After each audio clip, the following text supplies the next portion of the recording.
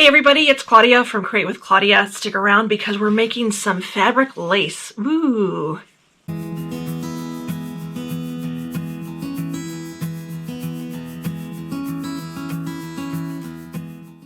We're doing something just a little bit different today. It's just a fun little project. If you have some strips of fabric you want to use, but you're not sure how, this might be an idea for you. I am making fabric strips and I'm turning them into woven lace. So they're going to look like this. You can see right through it. You can make it bigger or smaller, whatever you want to do. It's just a fun little project. This is the finished product. I'm filming this actually after I did the other part of it. But I want to just show you, I made some a couple of weeks ago, and I cut out, you can see there, I cut out a heart and made just a little project. And you can see it there. I just sort of raw edge sewed it, almost like applique, just a little bit of an embellishment on just a little fun little sort of table topper type thing. This fun project, it's super easy to make. It doesn't take very long. You get maybe an hour or two just to make some fun little embellishments for a next quilt project, or even, like I said, you could do it on your own. You could trim it out. I talk about that at the end of the video too, where you could even put binding around the edge of this and make this the finished product, like a little doily or something. So you don't need a ton of things to make this fabric lace. One thing I highly recommend, if you have it, is you're going to use your wool pressing mat, because we're going to be doing some pinning. So if you don't have a wool pressing mat, you can also use your ironing board surface. You know how that's always a little padded? You could do that, but you want something where you can put a pin into. And that brings me to pins. You need lots of pins because you're going to be pinning. See how that goes in nicely to that pressing mat? Here we go. You probably can't see that real well. Anyway, there you go. So you want pins. You need a rotary cutter to cut the fabric. Fabric, of course, you need that. Then you need one of these bias tape makers. Now, I do not cut my fabric for this on the bias. You can if you want, although it's a little stretchy and I don't want that stretch for my project. This is a 25, so it makes about a 1/2 inch strip. Let me show you. When all is said and done, it's going to make about a 1/2 inch wide strip. You can use bigger, smaller, whatever you want. To get this size, to get this 1/2 inch, I cut my fabric strip 1 7/8 inch wide. So I cut it 1 7/8 inch wide by width of fabric. So I end up with a bunch of strips that are 42 inches by 1 7/8 inch. So you need fabric. You need one of these. If you don't have one, that's not a big deal. It's not a requirement. And then you need some school glue, some nice clear drying school glue. I just use the simplest kind. You don't need a lot of it. I just put it in a paper cup and use it that way. You'll see in a minute how I use that. So that's what you need.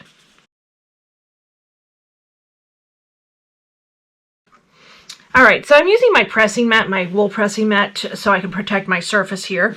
And I'm going to just take one of these strips of fabric. Again, they're 1 7/8 inch wide by width of fabric, so about 42 inches. And I just like to make it easy. I'm just going to snip off. Just make a little arrow at the end of one, because that makes it easier to fit into that tape maker I was talking about. And you're basically just going to slide it in. Slip it in there. It should slide in, hopefully, really nicely. Let's see. Sometimes you need to just grab. There we go. That's why I like the point, how I do the point. I'll show you again how I did that. Just slide it in. Sometimes you got to work a little bit. There we go. So see how it folds it? Let me hold it up a little bit closer. You can see how it folds it in half. And that's what we want to do, because we're going to make this a lot more narrow. What we're going to do is have a strip that's going to end up looking like this. So you're going to go from 1 7/8 inch wide to, and this is about a 1/4 inch wide, maybe a little bit wider. But this is what you're going to do. So you have this pulled through, and I'm just going to start it, and I move everything out of the way, and you're going to need your iron for this. And you got to watch, don't burn your fingers. It's really easy to burn your fingers. And you're just going to press this so it's nicely pressed. Let me move my iron here a little bit. The wire's stuck on something, the cord's stuck on something. Now you can do this a bunch of different ways. You can slide it this way, and you can see how it's folding this in half. Now it's a little hot to touch. I'm going to give it 1 second. But what I like to do, and I'll just show you this, is I hold it with one hand, and then once I've gotten it started, I hold it on this tip, put my iron down, and then I'm just going to pull. Let me do it again. Hopefully you can see it okay. Let me move it over a little bit. There we go. Again, watching that hot iron. We don't want anybody getting burned. And you're just going to pull through. So it's not, see how it goes through really easily? Whoops. Just pull it through. It's a little tangled. My iron goes up and down automatically. That's what that noise is that you're hearing. So this got a little tangled. And we're just going to pull that back through. Let me move this. So yeah, it does get tangled sometimes. You got to watch it. All right, let's try it again. You can also pull it from this if you want. I just like to do it this way. And you can see how it's coming out folded.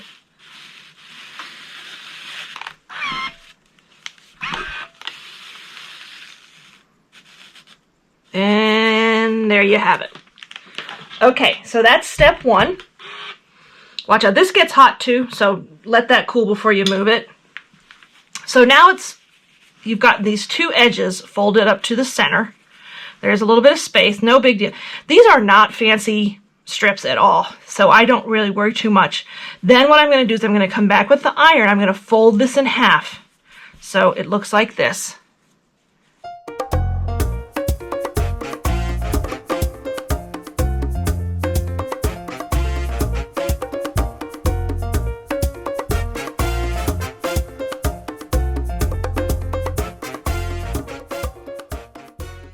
All right, so this is now nicely pressed in half. If you do not have one of these bias tape makers, it is not a big deal. I can show you a different way to make your strips. Basically, you're going to take your strip of fabric, fold it in half, wrong sides together. So this will be the right side of the fabric, the inside will be the wrong side, and you're going to press it. Okay, so you're going to take it to your pressing surface and press the whole way down. Once that's pressed, you're going to open it up, and then you're going to bring each edge to that center line that you just pressed. So hopefully you can see that. My camera's acting a little funny today. Let's see. So you're going to bring it to that side, and then you're going to press. And then you're going to do the same with the opposite side. So you're sort of folding it in on each other. Okay. So here it is. You can see how they're folded over. Let me see if you can see it. There we go. Fold it over and in. Lastly, you're going to take it back over and you're going to fold it again. This way you don't have any raw edges. And then you have that nice strip of fabric with no raw edges. And then I would press this again. And then I'll show you what we do for the rest of the process.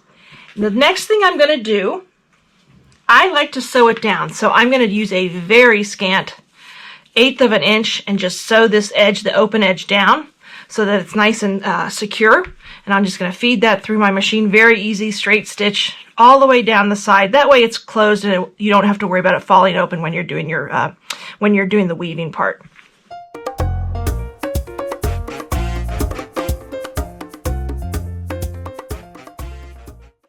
All right, so here's my strip. You can see it's just right there at the edge. But now you can leave it this length. You can cut it however long you want, but this is the strip you want, and you're gonna make a whole bunch of these. I made them in all different purples.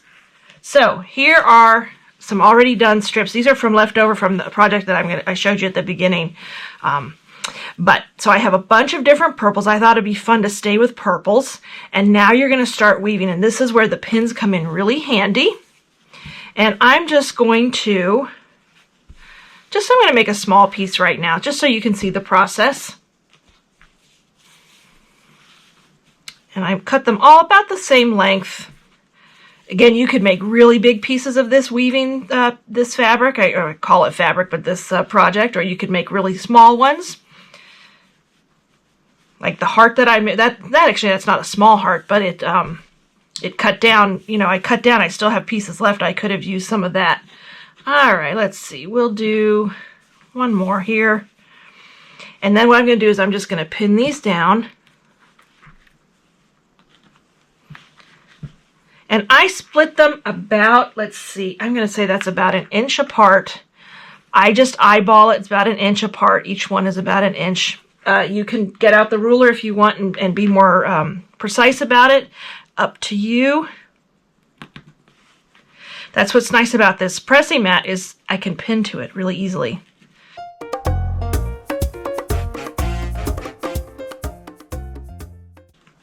Okay, so you have that there. Now you're going to start weaving, and what I do is I sort of lay it out before I start gluing and weaving. I kind of just lay it out so I can see what it's going to look like. I try not to put the same fabric next to each other, just that's my little habit. You know, it's up to you. You could do them all one color. Hey, this is your project. It just looks really pretty when it's done. Let's see. We'll do this one. And let's see, maybe one more. Okay, so I'm happy with this layout, and now I'm just going to weave them in. Before I start gluing, I'm going to weave them in. And we'll go ahead and start this underneath. Whoops. It's a little fidgety, no big deal. And then I'm going to put a pin here so it doesn't slip. Then this one would be on top. Then this would be under. Over. Under. And then over. And then I just kind of make sure it's kind of straight.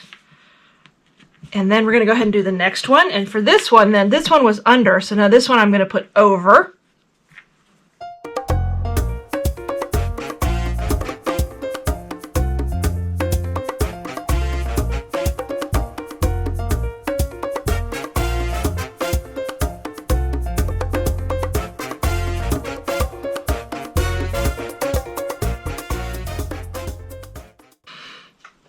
Okay, so I've woven it all in the way I like it. I like the way it's spread out and everything, and I've pinned it all, and now we're going to start gluing these little, I just put a little bit of glue, because what I'm going to do eventually is stitch this down. So to hold it together before I take it to my machine, I just glue, and I glue underneath. Maybe you can see it better here. I'm just going to put a little bit of a dab of glue between these two strips at every little cross section, just so it's nice and secure. So I just I just use a little, one of my pins, and just underneath it. That's why I use clear gluing in case it comes out. You never know. I'm just going to go along. It's kind of a tedious process.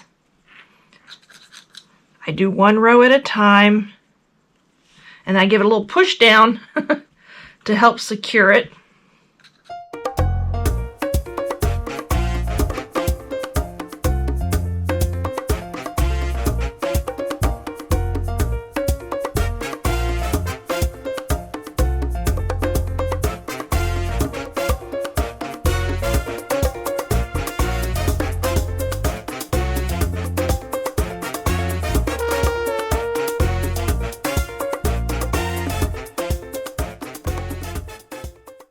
Alright, so it's all glued down. I'm going to go down and just sort of push each little joint right there, each little cross where they hit each other, just to give it a little more security.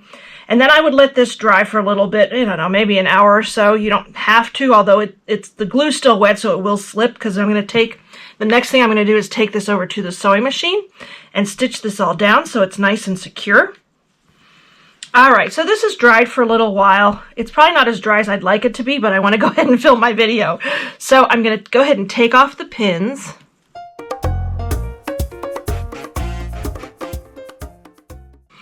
Alright, so here is my lace. It's not quite ready yet. It got a little bit, with the threads and everything, gets a little bit attached to, not attached, it just was a little stuck to the pressing mat. But here it is, and you can see how it's staying together, which is good, because you want that, because we're going to take it over to the sewing machine now. So let me get rid of my pressing mat, and then I'll show you what we do next. So it's pretty delicate at this point. And so you're going to bring it over to your sewing machine, and I'm just going to carefully, what I basically do is I sew straight down the center of that strip. That's going to secure it nicely. You got to watch a little bit over the strips, where they join up. So you want to sew a little bit more slowly. You can use a decorative stitch here or just a straight stitch, which is what I'm going to do. I might increase it just a little bit. And then you're just going to I go straight down one way and then I go the other way. Very easy to do. But you definitely got to watch these little bumps here. Sometimes I use my 1/4 inch foot. You might not want to use that because it does get caught on there sometimes.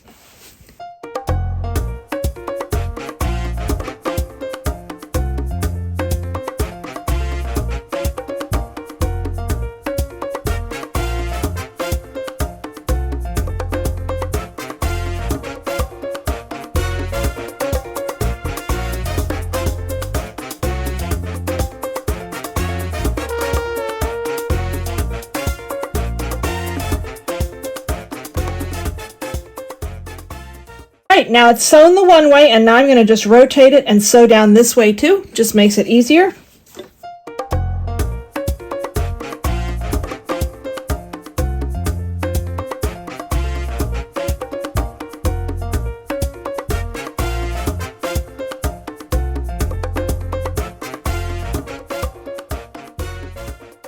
All right, my friends, here is the lace. I've sewn it this way and this way just to secure it nicely. There's the back of it, although it looks just as good. I would trim off the edges, and now it's ready to use. You can trim this off really evenly and maybe even put some binding on it if you're able to do that. I will say, I'm going to show you the heart project I did. Here's the heart project I did. I basically cut it out of a piece of lace. You can see the outline here.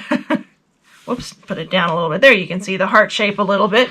And then I sewed it, I just raw edge sewed it onto a piece of fabric and then quilted it. And I really love, this was fun to do. I had a lot of fun doing this. This is a fun little Valentine's or heart project. You can do any shape you want. Here's another look at that piece, and I can even use a smaller piece. Here's the piece we just made. It's just a fun little project. If you added binding, you could put this on the wall. You could just use it as a little doily, almost like a modern doily, I guess you could call it. But I really like it to use to embellish on quilt pieces like that. It just adds a little interest, a little bit something fun, and it's just a fun project to do. So there you go. There's my lace, woven lace made out of strips of fabric. Super easy, super fun, and super see-through. I'm goofing around a little bit. But this is it. I love these purples, by the way. Are these not the prettiest purples? These are actually purples. These are all from Island Batik. It's my 3rd signature fabric line with them. It's called Meadow Hues. And I couldn't resist pulling all the purples out of the line to do this project. Do me a favor and hit that subscribe button. I always love and appreciate new subscribers. I do try to put out videos maybe every 2 weeks, every week. I'm not always successful. I'm the first to admit it. I also have a Facebook page. Head over there. And I'm also on Instagram. I'm also on Threads. And I am on TikTok. So I do all kinds of different social media. Thank you so much for watching today. I hope you give this project a try. Have a great day.